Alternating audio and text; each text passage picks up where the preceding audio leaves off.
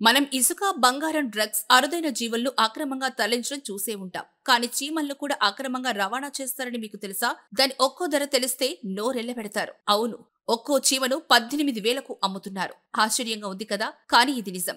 ఆఫ్రికాలోని కెన్యాలో అధిక డిమాండ్ ఉన్న ఈ వందలాది చీమలను అక్రమంగా తరలించడానికి ప్రయత్నించిన నలుగురిని అధికారులు అరెస్ట్ చేశారు. ఈ అక్రమ రవాణాలో పర్యావరణ సమతుల్యతకు ముఖ్యమైన ప్రసిద్ధ క్షీరదాలు ఉన్నాయి.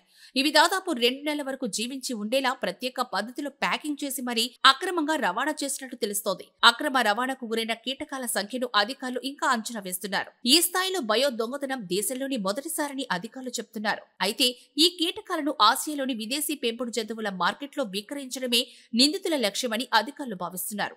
అరుదైన ఈ కీటకాల జాతులకు డిమాండ్ ఎక్కువగా పెరుగుతోందని, వీటిని ప్రత్యేక ఆవాసాల్లో పెంచుతారని, ఆఫ్రికన్ హార్వెస్టర్ చీమ దాని జాతిలోని అతి పెద్దదని, ఇది దాదాపు 20 మిల్లీమీటర్ల వరకు పెరుగుతుందని చెప్తున్నారు.